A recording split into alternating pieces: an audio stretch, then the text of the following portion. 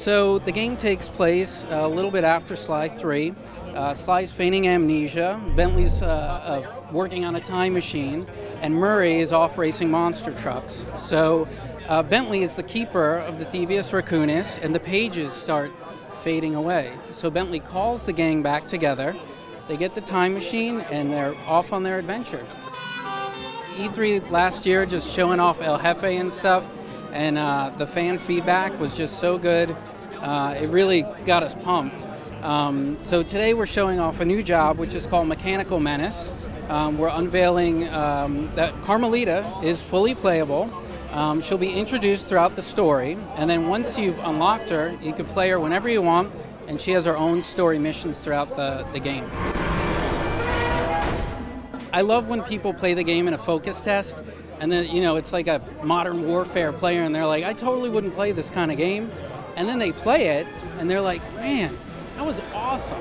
They're like, I'm totally going to pick this game up. So if we can get that audience to get into this game and enjoy the world of Sly Cooper and all the fun gameplay that it has, it's just going to be great. If you're a Sly fan, if you've played Sly Cooper 2, it's definitely the model that we went after. You know, you have a main hub world that you can run around in, and then we have a bunch of things off of the hub that we call spokes. Now, a spoke is a linear job off of that main world, but there's a ton of things to do in the hub. You know, we have our main story missions, but then there's bottles to collect and all these different side activities to do.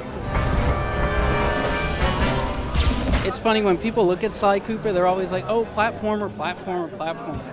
But it's not a platformer. It's an action-adventure game with platformer elements.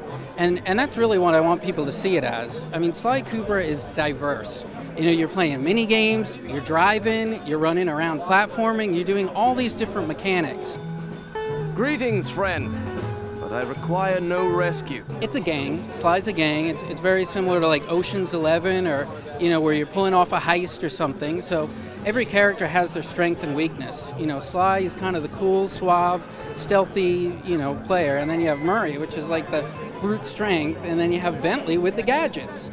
So each of those characters have their own mechanics, and they all work together to, you know, unfold the heist. All right, Sly, almost there.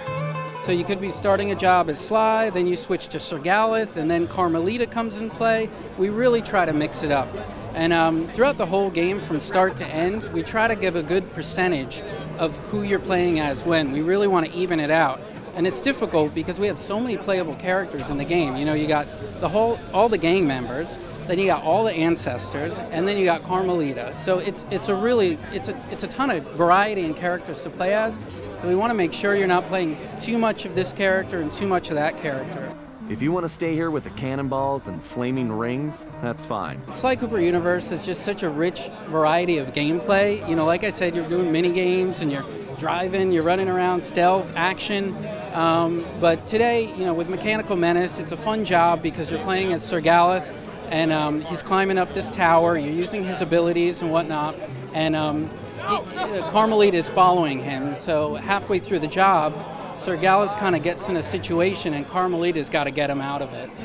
Mayhap Sir Bentley had a point. The game is on the Vita. That's right, it's on the Vita too. So we got cross saves, so cloud saves back and forth from Vita to PS3, and then also there's special functionality just on the Vita. So we showed a job called Juggling Act, where you can switch into the archer costume and shoot the arrow. So on the Vita, you control the arrow with the, you know, the device itself. Man, I'm good.